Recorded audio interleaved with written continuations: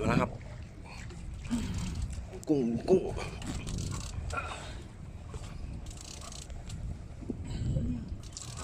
มาเลยหนักมาเลย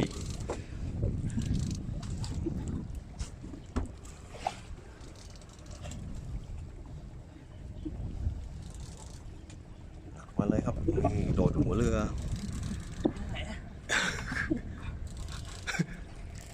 ตะขอหรือสวิงนี่ครับ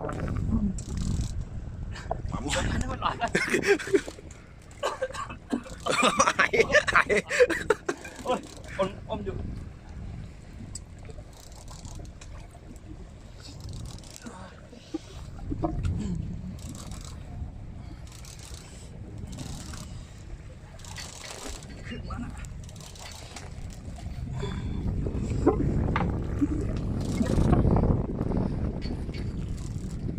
บินมาแล้วขอให้หน่อยตั้งติดนะ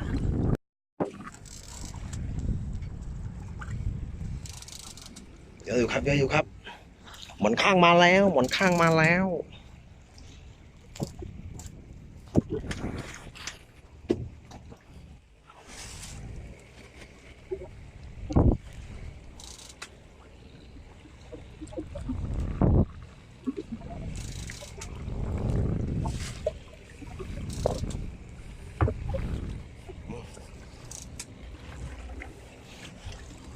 ทางตัว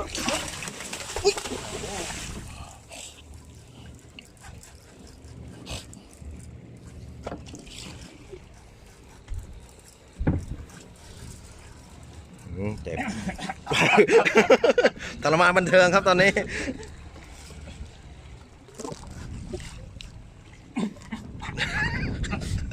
โอ้ย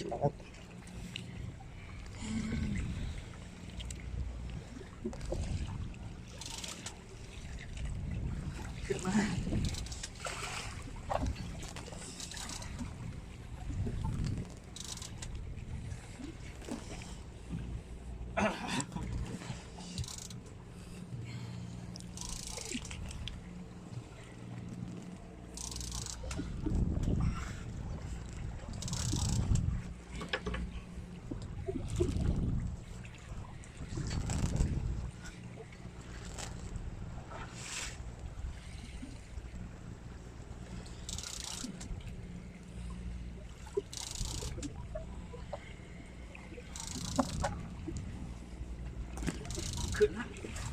ขึ้นแล้ว